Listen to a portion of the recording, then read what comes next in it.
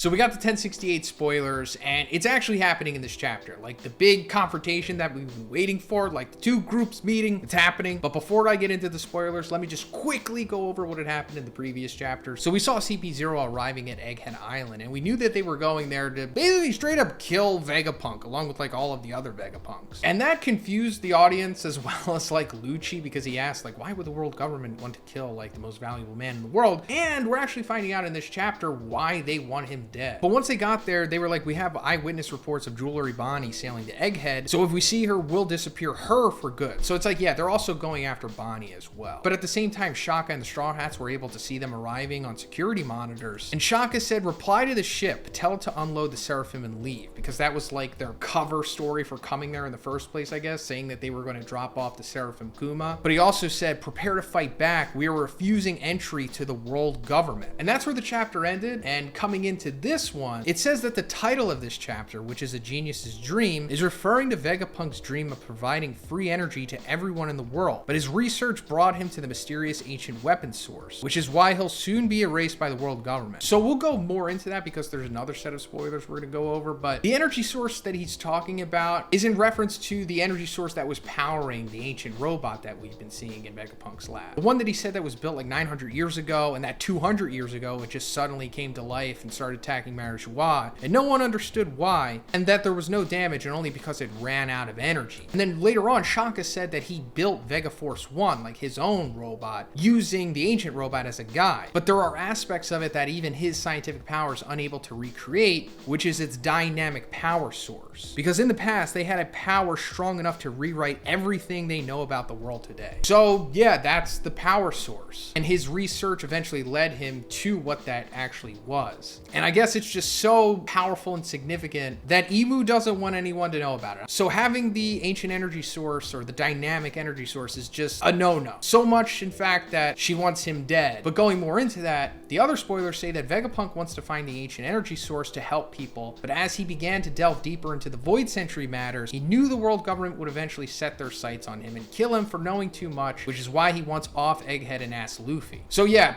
obviously that goes more into the Void Century stuff because that's when the ancient robot comes from, along with its energy source, and obviously Emu is tied to that as well and doesn't want anybody to know about anything to do with that. And I guess this is also why Shaka told Dragon a couple chapters back that he felt that he was going to die soon, because he knew that he was going into taboo subjects such as the Void Century, and that eventually one way or another Emu and the rest of the world government was going to find out and have him taken out. But first, let's talk about the sponsor of this video, Ridge Wallet. So guys, I know a lot of you probably don't have the best wallet game right now, but that's where Ridge comes in. Ridge makes these awesome minimalistic slim wallets that also have RFID blocking. This is the matte black titanium version. So the Ridge wallet holds up to 12 cards and they easily slide in just like this. It's so smooth, and it has a little notch at the bottom to bring them out even smoother. It also has a cash strap on the back, easily put in your cash, and it stays secure. But Ridge also has key holders. Just like the Ridge wallet, this thing has a nice weight to it, it's super sturdy. This is the gunmetal version, and it just holds my keys like a dream, guys. I love this thing so much. It even holds my gym membership, which is awesome. But aside from what I have, they also have over 30 colors and styles, including carbon fiber and burnt titanium. The wallets also have over 50,000 five-star reviews. So guys, if you're interested in getting yourself a Ridge wallet and a key holder, check out the link in the description or go to ridge.com/bigz, because right now you're going to be able to save up to 40% through December 22nd. So again, that's ridge.com/bigz. Thanks guys. But also him asking Luffy to take him off of Egghead, because this goes back to the previous chapter as well, because Vegapunk asked Luffy like, hey, will you take me off of Egghead? And clearly it's to save him from being executed by CP0 by,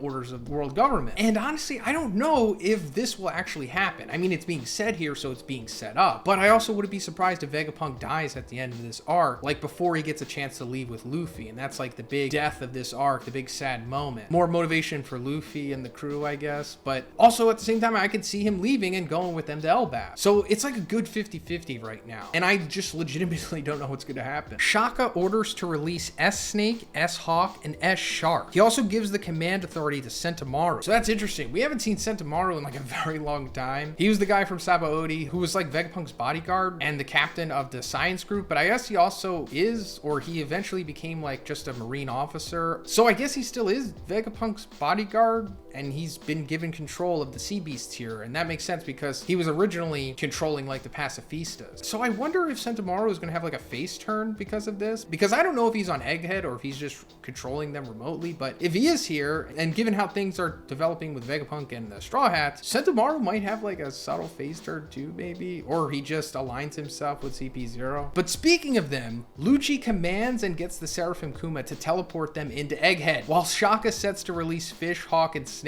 So that's wild. I guess Seraphim Kuma has teleportation abilities, which potentially means that all of the Seraphims have this teleportation ability, and Lucci's just bypassing, going through the gate or whatever, and he's just in there right now, and they release the sea beasts against him. But I honestly don't really think they're going to be able to do much against him, because in the previous chapter we saw as CP0 was entering Egghead, there was like destroyed sea beasts around them, and they were like badly trained pets. So these are possibly just going to be more jobbers for Lucci to establish how strong he is, maybe. But speaking of that, Lucci uses the Rukuogan on Atlas. She is badly damaged, but there's more to that because the other spoilers say that he straight up kills Atlas. So that's crazy. Lucci just teleporting right into Vegapunk's lab, and then I guess Atlas sees him and goes to attack him. Then he's like, nah, Rukuogan, and then just kills her with like one blow. And I don't know if this is like establishing how truly powerful Lucci is, because we did see Atlas punch Luffy a couple chapters back, but that doesn't really mean anything. I mean, I talked about this recently in my collab with Sai, that we thought it was fair to probably say that Lucci's currently around Yonko Commander level. But anyway, at the end of the chapter, Luffy and Lucci's group run into each other. So it's like,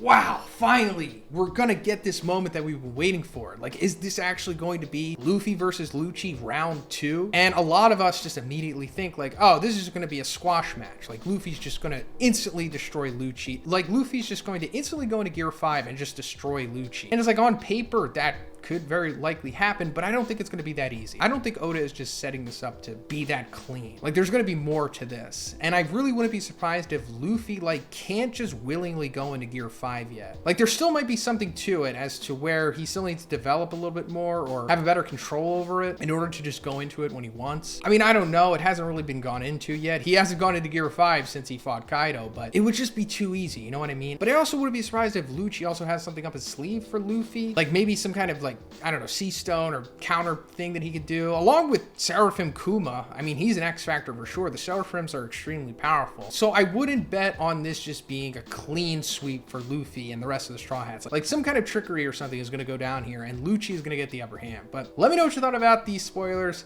in the comments, guys. And if you liked the video, please give it a like and please subscribe if you haven't already. Have a great day. I'll see you in the next one.